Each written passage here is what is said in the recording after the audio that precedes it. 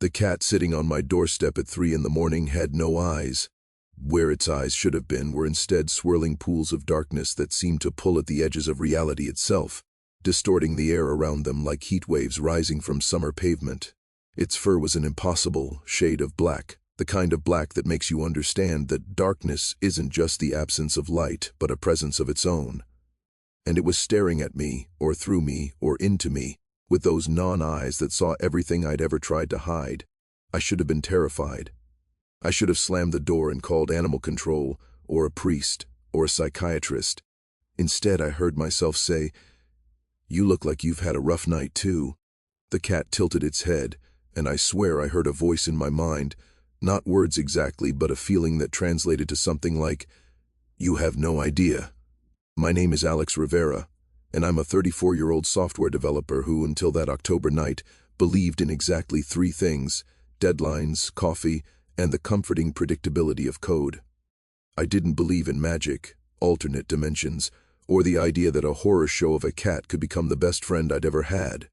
I didn't believe that beneath our ordinary world lurked another one, stranger and more beautiful and infinitely more dangerous than anything I could have imagined. But I was about to learn that belief is optional. Reality just is, whether you accept it or not.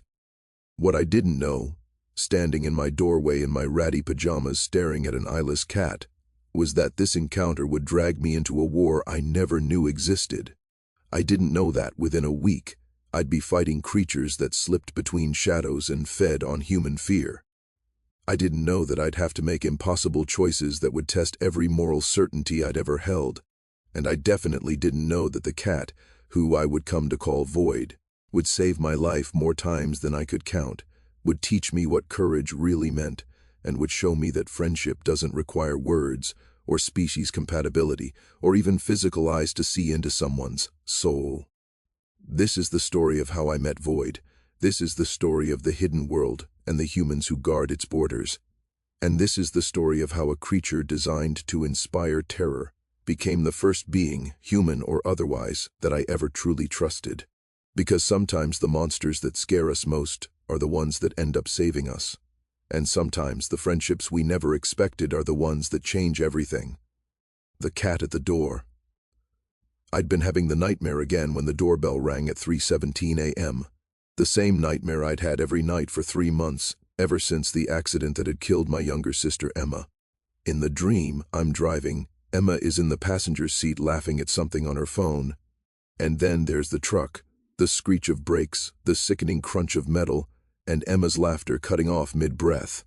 I wake up at the moment of impact, heart pounding, knowing that in real life I hadn't woken up, hadn't stopped it, hadn't saved her. So when the doorbell rang in the middle of the night, dragging me out of the nightmare, part of me was almost grateful. Until I remembered that normal people don't ring doorbells at 3 a.m. Normal people don't ring doorbells when you live alone in a basement apartment in Seattle's Capitol Hill neighborhood. I considered ignoring it. I considered calling the police. Instead, driven by the same self-destructive impulse that had characterized most of my decisions since Emma died, I got up and opened the door. The cat was sitting perfectly still on my welcome mat, which ironically read, "Go away," because Emma had thought it was funny. It was the size of a large house cat, maybe 12 or 13 pounds, but there was nothing house cat-like about it. Its proportions were slightly wrong in ways I couldn't quite articulate. Legs a bit too long, head a fraction too large, movements too fluid and deliberate. And those eyes, those horrible, mesmerizing non-eyes that looked like portals to somewhere I definitely didn't want to go. "You're not real," I said, because that seemed like a reasonable thing to say to a hallucination. The cat's mouth didn't move, but I felt its response in my head, a dry amusement and the distinct impression of the thought I get that a lot. I blinked hard, rubbed my eyes, and looked again. The cat was still there. It raised one paw and began cleaning it with perfect feline nonchalance, as if appearing on strangers' doorsteps at 3 a.m. was the most normal thing in the world. "Okay," I said slowly. "Okay, I'm either having a psychotic break, or you're real. Either way, I'm too tired to deal with this right now." I started to close the door. The cat put its paw in the doorway, stopping me. Not forcefully. It couldn't have weighed more than a normal cat, but I found I couldn't close the door against it. Not physically couldn't, but mentally couldn't, like some part of my brain was screaming that closing that door would be a terrible mistake. "What do you want?" I asked. The feeling that came back was complex, urgency, warning, and something that felt almost like please. It was followed by an image in my mind, not quite a vision, more like a memory that wasn't mine. I saw my apartment building from above, saw something dark and writhing crawling up the walls toward my window, saw myself asleep and unaware. "There's something coming for me?" I translated. The cat's affirmation was clear. I should have been skeptical. I should have dismissed this as stress-induced hallucinations brought on by grief and guilt and too many 70-hour work weeks. But 3 months of nightmares had taught me that the world was darker and stranger than I'd previously believed. 3 months of wishing I could turn back time, of obsessing over every decision that had led to that moment on the highway, had opened me up to the possibility that reality had more layers than I'd thought. Plus, and I only admitted this to myself later, I was so tired of being alone, so tired of the empty apartment and the memories and the crushing weight of survivor's guilt. Even a telepathic horror cat was better company than my own thoughts. "Fine," I said, stepping back. "Come in. But if you're here to murder me, please do it quickly." The cat walked into my apartment with the confidence of an invited guest. It looked around my living room, at the empty takeout containers I hadn't bothered to throw away, the laundry pile that had become furniture, the framed photos of Emma that I couldn't look at but couldn't put away, and I felt a wave of what I can only describe as sympathetic understanding. "Don't judge me," I muttered. "I'm going through some stuff." The cat jumped onto my couch and sat down, wrapping its tail around its paws. It looked at me expectantly. "So what now?" I asked. "You said something's coming. What is it? When? And why is it coming for me specifically?" "I'm nobody. I'm a software developer who writes database optimization code. I'm possibly the least interesting person on the planet." The answer that came was too complex for simple translation. I got images, feelings, concepts that my brain struggled to process. I saw a world layered over our own, visible only in shadows and peripheral vision. I saw creatures that slipped between the layers, feeding on human emotion, fear mostly, but also grief, anger, despair. I saw that I was apparently broadcasting my grief like a beacon, drawing these things to me like moths to a flame. "Great," I said. "So I'm monster bait because I'm depressed. That's just perfect." The cat's response carried a hint of apology and a much stronger note of "we need to fix this now." "And how exactly do we do that?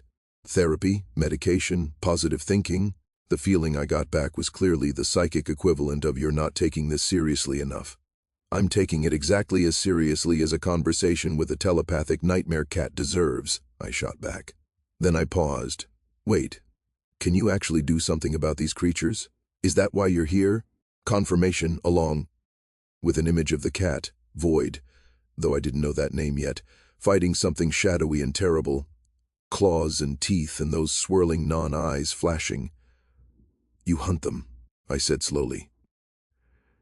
"You're some kind of, what, supernatural pest control?" The cat radiated dignified offense at the term pest control. "Sorry, elite supernatural warrior." Is that better? A sense of grudging acceptance. I sat down on the couch next to the cat, suddenly exhausted. "Why are you telling me this? Why not just kill the thing coming for me and move on? Why reveal yourself at all?" What came back made me sit up straighter. The thing coming for me wasn't just any creature. It was something bigger, stronger, something the cat couldn't fight alone. It needed my help.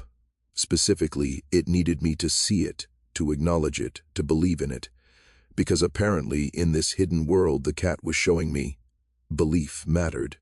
Perception shaped reality, and most humans couldn't see these creatures at all, which made them almost impossible to fight effectively. But I could see the cat. I could see its non-eyes, could feel its telepathic communication, which meant I had the potential to see other things too. "You're telling me I'm some kind of psychic?" I asked skeptically. "Not exactly.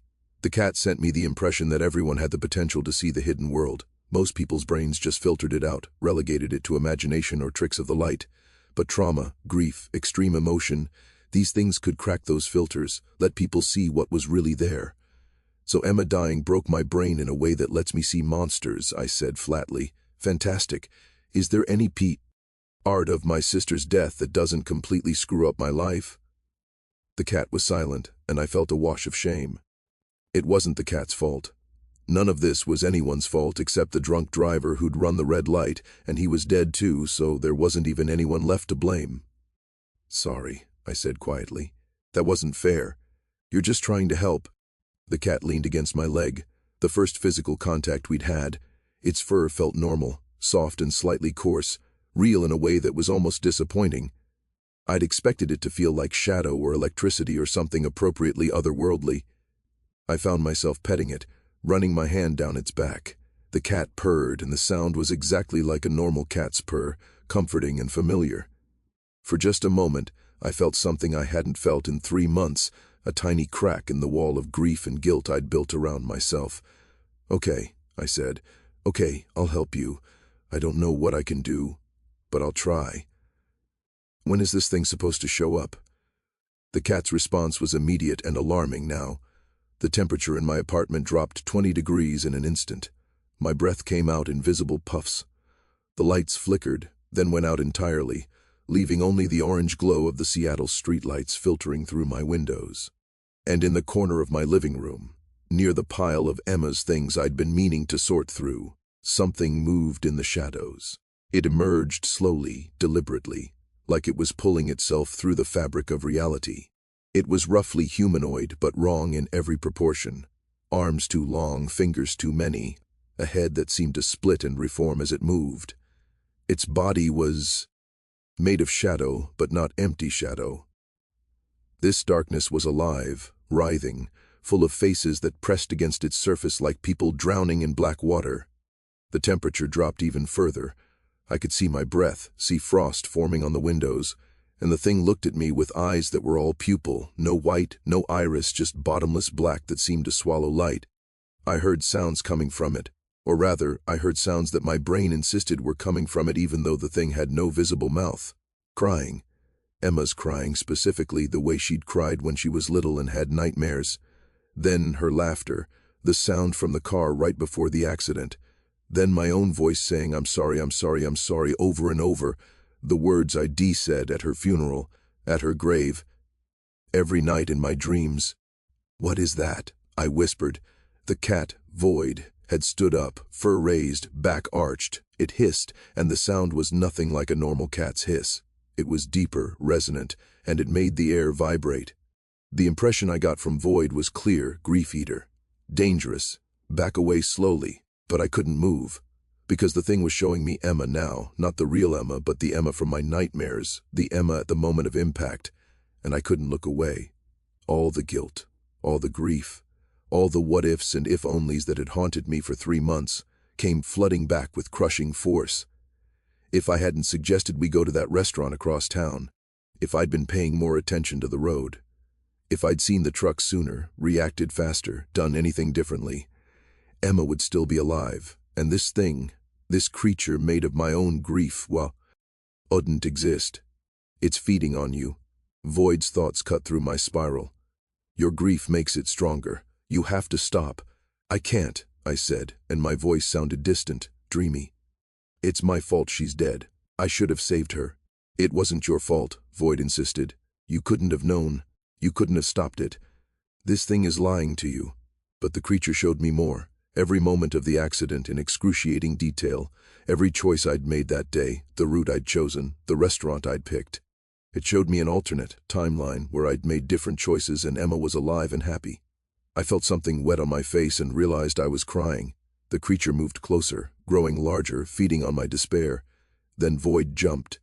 The cat launched itself at the shadow creature, claws extended, those swirling non-eyes blazing with light that was somehow darker than darkness.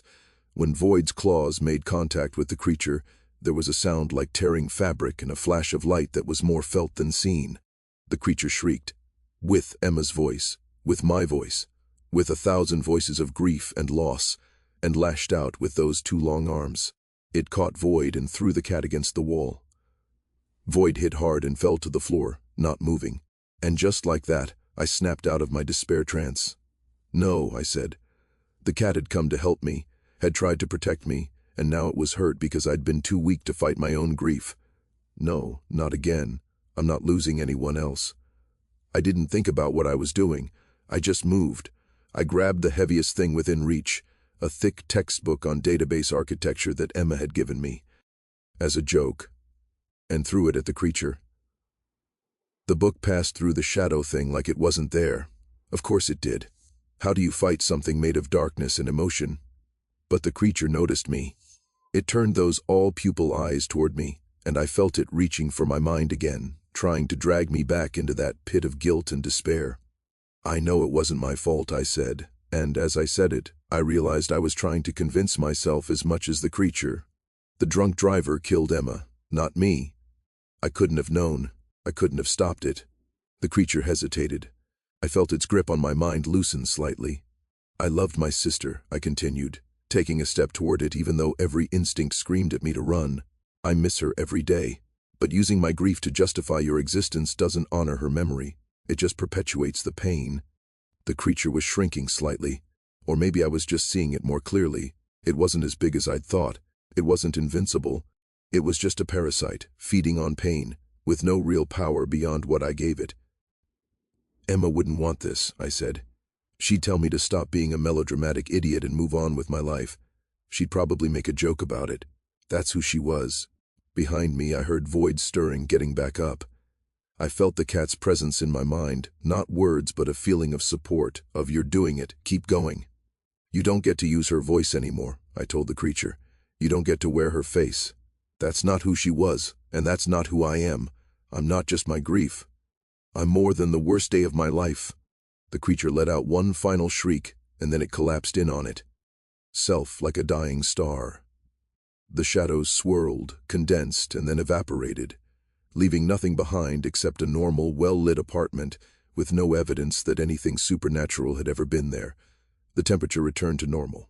The lights came back on, and I stood in my living room shaking and crying and somehow feeling lighter than I had in months. Void limped over to me and rubbed against my legs. I picked the cat up carefully, checking for injuries. There didn't seem to be any, though Void radiated soreness and exhaustion. Thank you, I said. You saved my life. The feeling I got back was more complex, relief that I was okay, pride that I'd found my strength, and something that felt like the beginning of friendship. I'm going to call you Void, I said. Because of the eyes. Is that okay? Void's purr rumbled against my chest. I took that as a yes. I sat back down on the couch, still holding the cat. And for the first time in 3 months, I didn't feel completely alone. I had a telepathic horror cat who apparently hunted shadow monsters. It wasn't exactly what grief counselors typically recommended, but it was something. So what now? I asked. Was that a one-time thing, or are more of those creatures coming? Void's response was not encouraging. That had been one creature, drawn by my particularly strong grief. But there were others out there, feeding on other people's pain, fear, and despair. And there were bigger things, worse things, that occasionally broke through from the hidden world into ours. And you fight these things? Alone? Not always alone, Void conveyed. There were others like Void, guardians, hunters, protectors who existed in T spaces between worlds, and there were humans who could see, who could help, but both were rare. Lucky me, I said dryly. I can see nightmare creatures. What a useful skill. But even as I said it, I realized something.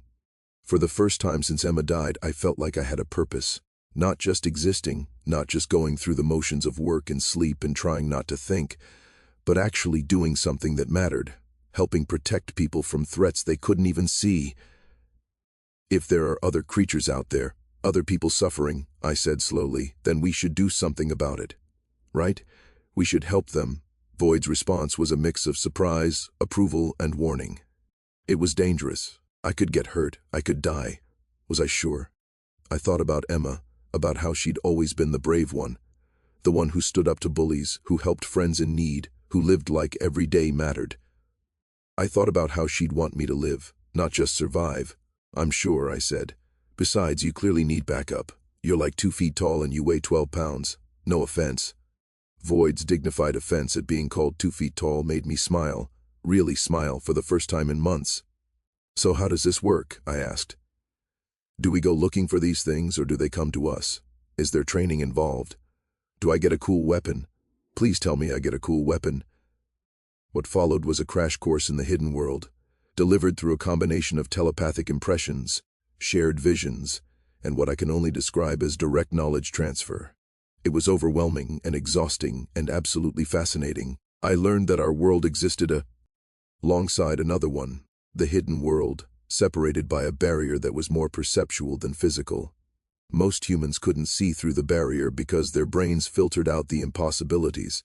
But some people, through trauma, natural sensitivity, or deliberate training, could perceive both worlds at once. The creatures that lived in the hidden world ranged from mostly harmless to actively hostile. Some fed on human emotion like the grief eater. Others were predatory in more direct ways, and a few were intelligent, even friendly, like Void. Void itself was a guardian, a type of creature specifically designed to hunt the things that slipped through the barrier and threatened humans. Void had been doing this for, well, time worked differently in the hidden world, but a very long time. Longer than I could comprehend. Why do you do it? I asked. What do you get out of protecting humans? The answer was simple and profound. It's what I am. Void didn't protect humans out of obligation or debt or even altruism exactly. It protected because that was its nature, its purpose, the thing it was made for. Like asking why a bird flies or a river flows, there was something beautiful about that simplicity. Something I envied, actually, having spent most of my life questioning my purpose, my worth, my reason for existing. We talked, or rather Void communicated, and I listened, until dawn broke over Seattle. By then, I understood the basics. I knew what to look for, what signs indicated hidden world activity. I knew that most creatures were drawn to strong emotions, especially negative ones. I knew that belief and perception were powerful tools, that seeing these things clearly could disrupt their power. And I knew that I'd committed myself to something dangerous and strange and possibly insane. I have to go to work in 3 hours, I said, looking at the clock. How am I supposed to focus on database optimization when I know there are shadow monsters out there eating people's grief? Void's response was pragmatic. I still needed to eat and pay rent. The hidden world didn't replace the real world. I just have to balance both. Great, so I'm going to be sleep-deprived and fighting invisible monsters and still have to attend boring meetings about server architecture. This just keeps getting better. But despite my sarcasm, I felt more alive than I had in months. I had a purpose now. I had a friend, even if that friend was a species I couldn't identify and communicated telepathically. I had a reason to keep going that wasn't just momentum or obligation. Void curled up on my couch and went to sleep, apparently comfortable enough to be vulnerable in my presence. I took that as a sign of trust and felt absurdly honored. I managed a couple hours of sleep, then got ready for work. As I was leaving, Void woke up and stretched. "Will you be here when I get back?" I asked. The response was affirmative but vague. Void would be around, would be watching, would come if I needed help. But guardians couldn't stay in one place too long. There were other threats, other people who needed protection. "Be careful," I said, feeling oddly emotional about saying goodbye to a cat I'd known for less than 6 hours. Void's response was warm, affectionate, and tinged with amusement. "You be careful. You're the one who's new at this." I went to work in a daze, going through the motions of stand-up meetings and code reviews while my mind replayed everything that had happened. Part of me wondered if I'd hallucinated the entire thing. But no, there were scratches on my wall where the grief eater had manifested, and a lingering cold spot in the corner of my living room. It had been real. All of it, and that meant everything I'd believed about the world, about reality, about what was possible. All of it had to be reconsidered. I was not prepared for how that realization would change my life. But I was about to find out, learning to see. The world looked different after that night. Not dramatically, not in obvious ways, but in small details I'd never noticed before. shadows that moved against the light, reflections in windows that didn't quite match what they were reflecting. The way some people had a faint shimmer around them, like heat distortion, while others seemed to absorb light rather than reflect it. Once you started seeing the hidden world, you couldn't unsee it. Over the next few weeks, Void came and went unpredictably. Sometimes the cat would appear in my apartment when I got home from work, curled up on my couch like it had always lived there. Other times, I wouldn't see Void for days, but I always felt a faint connection, a thread of awareness that let me know Void was out there somewhere, hunting things I was probably better off not thinking about too hard. During the times Void was around, the cat taught me, not through lectures or explanations, but through direct experience. Void would show up at my apartment and project a feeling of, "Come with me," and I'd follow the cat through Seattle's streets, learning to see what most people missed. I learned that the homeless man who always sat outside the corner store wasn't entirely human. He was some kind of guardian spirit, watching over the neighborhood, keeping worse things at bay. Void showed me how to see the faint golden light that surrounded him, the way reality bent slightly in his presence. I learned that the fog that rolled in from Puget Sound some nights wasn't entirely natural. Some of it was overflow from the hidden world, a bleed-through of that other reality. On those nights, all sorts of creatures became visible to anyone who knew how to look. Most were harmless, just existing, going about their own incomprehensible business. But some were hunters, and humans were prey. On those nights, Void and I worked together. Void would handle the fighting, those impossible movements, claws that could cut through shadow, non-eyes that seemed to paralyze creatures with fear. And I would help by seeing, by believing, by holding the awareness that made these creatures vulnerable to physical attack. Because that was the secret. The creatures of the hidden world were most vulnerable when someone truly saw them, acknowledged their existence. Most humans couldn't do that, their brains automatically dismissing the impossible. But I could see them now, could hold them in my awareness, and that made them real enough for Void to fight. We saved people. Not dramatically, not in ways they'd ever know or understand, but we pulled nightmare creatures off sleeping victims, disrupted feeding patterns, prevented tragedies that would have been written off as suicides or accidents or mysterious deaths. And slowly, through this work, I started to heal. It wasn't that fighting monsters cured my grief. Emma was still gone, and that loss would always be part of me. But having a purpose, having someone who needed me, being part of something larger than my own pain, it gave me a reason to keep going. It gave me a way to honor Emma's memory by protecting others. I started seeing a therapist, a normal one for normal grief. I told her I was volunteering at night, helping homeless populations, which was technically true even if I left out the fighting invisible monsters part. She said the volunteer work was clearly good for me, that helping others was a healthy way to process loss, if she only knew. One night, about 6 weeks after I'd met Void, the cat showed up at my apartment radiating urgency and fear. Not for itself. Void never seemed afraid for itself, but for someone else. "What's wrong?" I asked immediately. The vision Void sent me was clear. A young woman, maybe 19 or 20, sitting on the Aurora Bridge. Around her, barely visible even to me, were dozens of small creatures, whisper-thin and hungry. They were feeding on her despair, amplifying it, pushing her toward jumping. Suicide feeders. Void had shown me these before, explained how they clustered around people in crisis, making dark thoughts darker, terrible impulses irresistible. They were some of the most vile creatures in the hidden world because they were active participants in human deaths, not just scavengers. "How far away?" I asked, already grabbing my jacket. Void's response was too far to walk, drive fast. I drove through Seattle's streets with a telepathic cat in my passenger seat, breaking probably a dozen traffic laws. 50 ID navigated, sending me impressions of directions, urging me faster. We reached the Aurora Bridge in 15 minutes that should have taken 30. I parked illegally and ran to where Void indicated, and there she was, a young woman with dark hair and tear-stained cheeks, sitting on the railing, her feet dangling over the drop. Around her, I could see them now, dozens of creatures like living shadows, whispering things I couldn't hear but could feel. They were feeding off her, draining her hope, her will to live, making the jump seem not just acceptable but inevitable. Void looked at me, and I felt the question. What do we do? I can kill the feeders, but if I attack them, she might jump from the disturbance. I'd never dealt with something like this before. All our previous interventions had been straightforward. Find the creature, Void kills it. Victim saved. But this was delicate. This woman was a second away from death, and any wrong move could push her over. Let me try talking to her first, I said. I approached slowly, hands visible, non-threatening. Hey, I said softly. I'm Alex. Are you okay? It was possibly the stupidest question in history.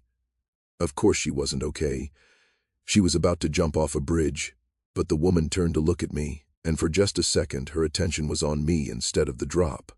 The suicide feeders recoiled slightly, losing some of their grip. Go away, the woman said. Her voice was flat, emotionless. You can't help. Maybe not, I agreed, taking another careful step closer. But if you're about to jump anyway, what does it hurt to talk to me for a minute first? Worst case, I waste 60 seconds of your time. The logic seemed to reach her through the despair. She didn't tell me to leave again. I'm not going to try to talk you out of anything, I said. I'm not going to tell you life is worth living or that things get better or any of that stuff. I'm just going to tell you what I see. What do you see? She asked, and there was genuine curiosity in her voice beneath the flatness. I see someone who's in so much pain that death seems like relief, I said honestly. I see someone who's probably been fighting for a long time and is just tired of fighting. I see someone brave enough to still be here, still be breathing despite everything. I was closer now, close enough to see her eyes. They were brown, bloodshot from crying and utterly exhausted. But I also see something else, I continued. I see these things around you. I gestured at the suicide feeders, knowing she probably couldn't see them clearly but hoping she could sense them. These shadow things that are feeding on your pain, making it worse, making the jump seem like the only option when it's really not. The woman looked around, confused. What things? I don't see anything. Most people can't, I said. But they're there. They're making your despair feel bigger than it is. They're amplifying every negative thought, making hope seem impossible. And they're lying to you. Void had moved closer, stalking the suicide feeders with predatory focus.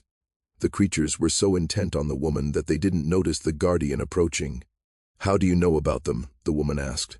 There was a spark of something in her eyes now. Confusion, maybe even interest. Anything was better than the blank despair of a moment ag. Oh, because I can see them, I said. And because I had them around me too, a few months ago. After my sister died, I was where you are now, ready to give up, ready to end it. And then someone helped me. Something helped me, actually. A friend who showed me that my despair wasn't entirely my own, that I was being influenced, manipulated by things I couldn't see. That sounds crazy, the woman said, but she was looking around now, searching for the things I'd described. It is crazy, I agreed, but it's also true. And here's the thing, if what you're feeling isn't entirely your own, if it's being amplified by these parasites, then maybe jumping isn't what you really want. Maybe it's what they want. Void struck. The cat moved with inhuman speed, claws and teeth and those swirling non-eyes flashing in the streetlight. The suicide feeders shrieked. I could hear them now, or maybe I was just feeling their death screams, and began to dissipate. Void moved through them like a whirlwind, destroying every creature that had been clustered around the young woman. The effect was immediate and dramatic. The woman gasped, like she'd been underwater and just broken the surface. Her eyes cleared. The terrible flatness in her expression melted away, replaced by confusion and then horror. Oh my God, she breathed. I was going to jump. I was actually going to... She scrambled backward off the railing, away from the edge, and collapsed onto the sidewalk, shaking. I sat down next to her, keeping my distance but staying close. You're okay, I said. You're safe now. What were those things? She asked, and I realized she had seen them, at least a little bit. The veil had been thin, enough, her perception open enough, that she'd caught glimpses. Bad news, I said. Parasites that feed on human suffering. But they're gone now. My friend killed them. Your friend? She looked around, saw Void sitting a few feet away. To her credit, she didn't freak out about the eyeless cat. Maybe she couldn't see the non-eyes clearly. Or maybe after almost jumping off a bridge and seeing shadow monsters die, An unusual cat was the least weird thing happening. "That's Void," I said. "Void it's complicated. But Void helps people, protects them from things they can't see." The woman stared at Void, then at me, then back at the bridge. "This is real," she said. "This is actually real. There are monsters, and they were making me want to die, and your cat saved me." "Not just a cat," I corrected. "But yes, basically." She started crying then, but it was different from before. Before, she'd been crying from despair, from the absolute certainty that there was no hope. Now she was crying from relief, from shock, from the overwhelming realization that she was still alive. I called a crisis hotline for her, waited until a counselor arrived to take her to a hospital for evaluation. I gave her my number and told her to call me if she needed to talk, if she ever felt those shadows closing in again. "Thank you," she said before they took her away. "I don't understand any of this, but thank you. You saved my life." "Void saved your life," I corrected. "I just did the talking." After she was gone, I sat on the bridge with Void, both of us exhausted. "That was intense," I said. Void's agreement was emphatic. The cat had fought dozens of suicide feeders, and it had taken a toll. I could feel Void's exhaustion through our connection. "Come on," I said, picking up the cat. "Let's go home." That night marked a shift in my relationship with Void and my understanding of what we were doing. We weren't just fighting monsters for the sake of fighting them. We were saving lives, real people, with real stories, who deserved a chance to live without parasitic creatures amplifying their worst thoughts.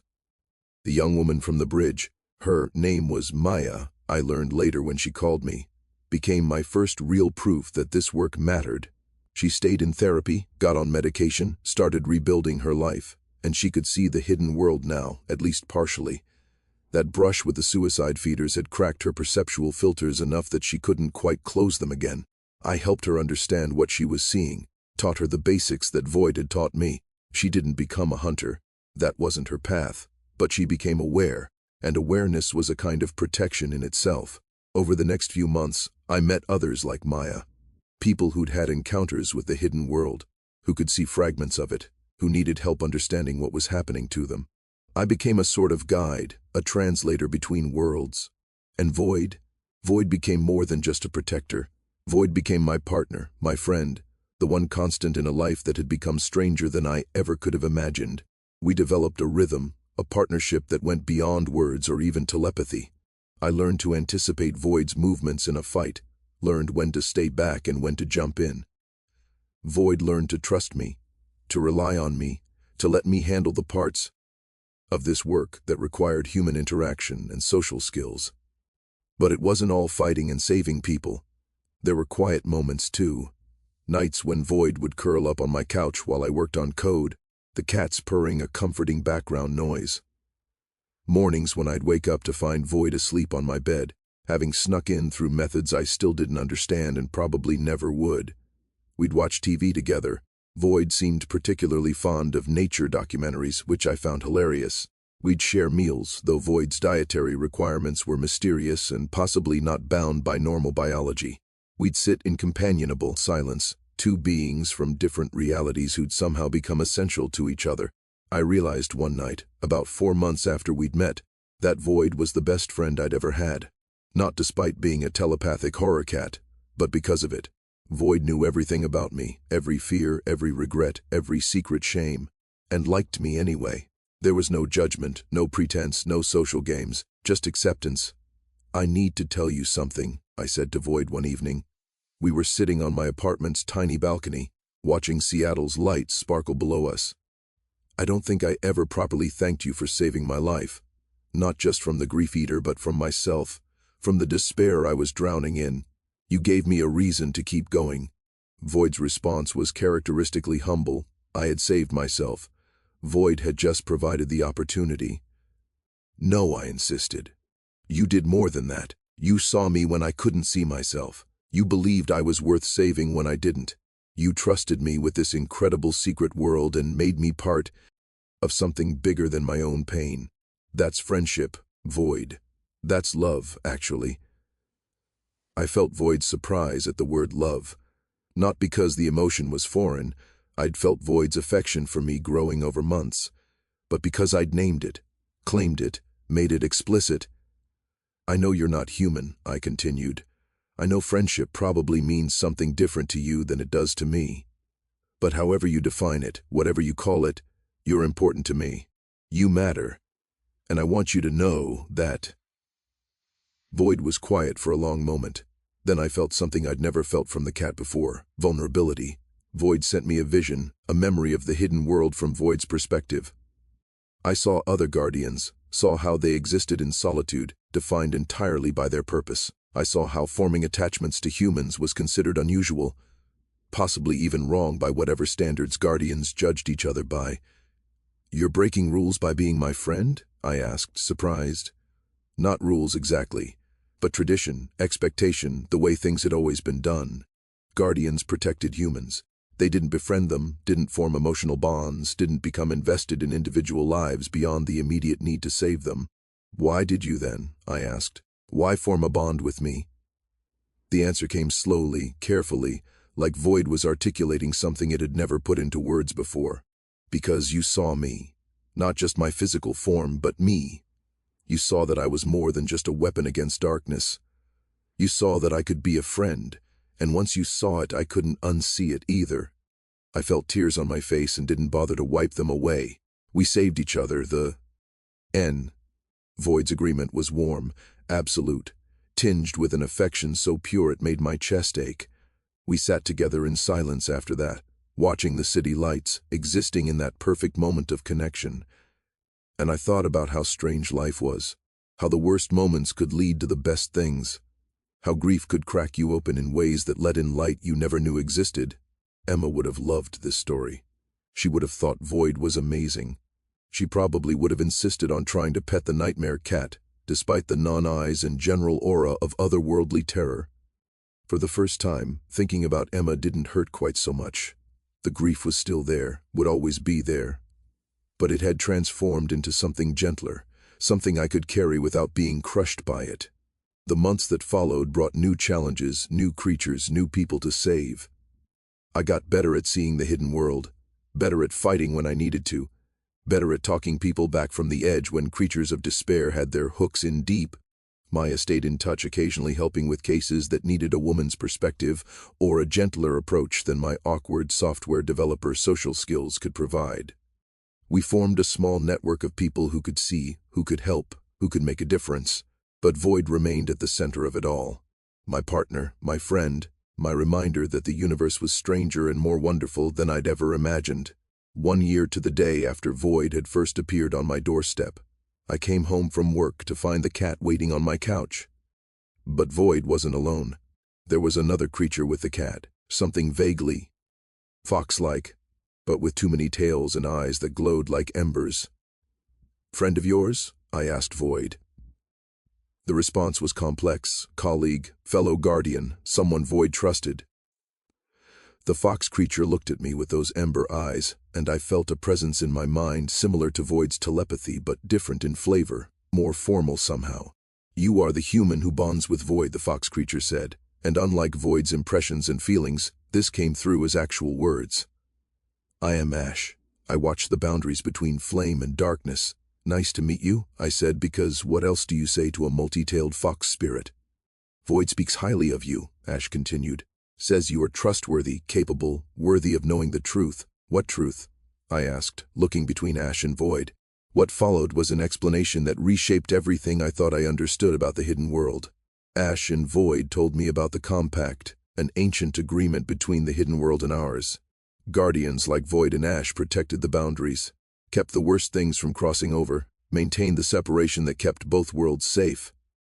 But the barriers were weakening, had been weakening for years, possibly decades. More creatures were crossing over, more humans were gaining the ability to see, more breaches were happening that couldn't be explained away or covered up.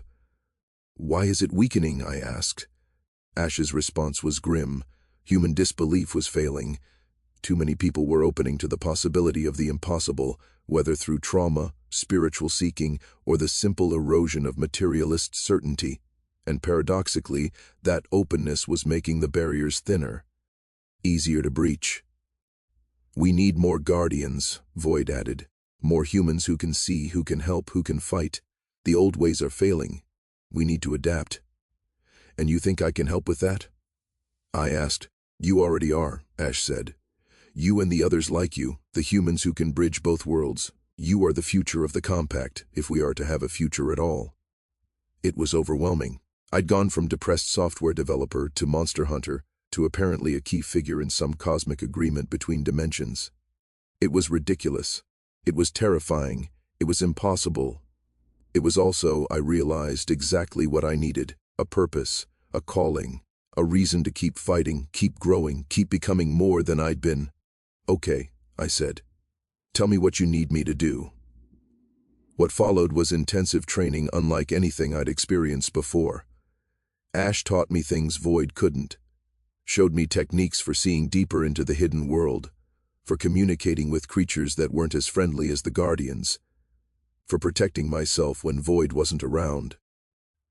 Other Guardians appeared over the following months, each one stranger than the last. A creature made of living water, who taught me how to sense emotional currents in humans before creatures could latch on. A thing that looked like a walking shadow but was actually made of compressed light, who showed me how to disrupt feeding patterns. A bird with crystalline feathers who could see possible futures and warned me of dangers to come.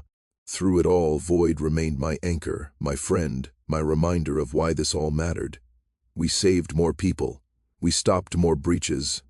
We built a network of humans and Guardian, working together in ways that apparently hadn't happened in centuries.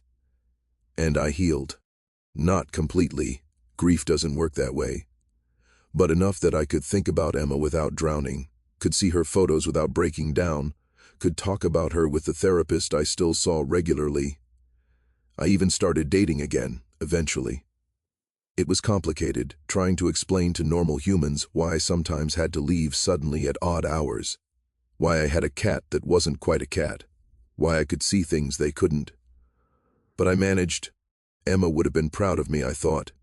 She'd always said I had more courage than I gave myself credit for. She'd been right.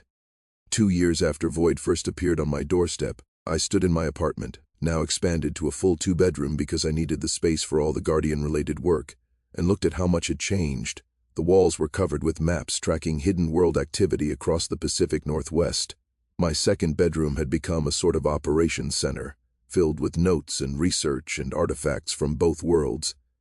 And on my couch sat Void, purring contentedly, while a small child, the daughter of one of the people we'd saved, tried to pet the nightmare cat's head. Void tolerated this with remarkable patience, even though the child couldn't see the non-eyes and kept trying to look directly into its face, which was disorienting for everyone involved.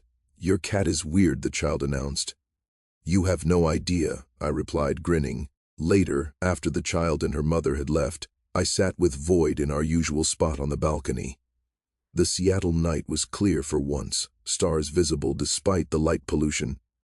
"Thank you," I said to Void, "for everything, for saving me, for being my friend, for showing me that there's more to life than code and grief and just getting through each day." Void's response was warm, affectionate, and tinged with amusement. "Thank you for seeing me, for making me more than just a Guardian, for teaching me that friendship is possible even across worlds." We sat in comfortable silence, two beings from different realities who'd found in each other something both of us had been missing: purpose, connection, hope. The hidden world was still out there, full of dangers and wonders and impossible things. The barriers were still weakening, the challenges still mounting. There would be more fights, more creatures, more people to save. But I wasn't afraid anymore. Because I had Void, had our growing network of allies, had a purpose that went beyond myself, and I'd learned the most important lesson of all: the monsters that scare us most are sometimes the ones that end up saving us. The friendships we never expected are sometimes the ones that change everything, and the world is always stranger, more beautiful, and more full of possibility than we ever imagine. Emma had taught me to live bravely. Void had taught me to see truly. Together, they'd made me into someone I never thought I could be. I reached over and scratched Void behind the ears. The cat purred, and the sound was the most comforting thing in either world. "Ready for whatever comes next?" I asked. Void's response was pure, absolute certainty always. And sitting there on my balcony with my impossible friend, Looking out at a city that held two worlds in one, I realized I was ready too. Ready for the challenges ahead. Ready for the strangeness and the danger and the impossible beauty of it all. Ready to keep fighting, keep protecting, keep building bridges between worlds. But most of all, ready to keep being the friend that Void had taught me how to be. To see truly, to love without condition, to find hope in the darkest places. The horror cat had become my best friend, the hidden world had become my purpose, and grief had transformed into something I could carry, not as a weight that crushed me, but as a reminder to live fully, love deeply, and see the magic that exists in the spaces between the impossible and the real. This was my life now. Strange, dangerous, beautiful, and completely unexpected. And I wouldn't have changed it for anything.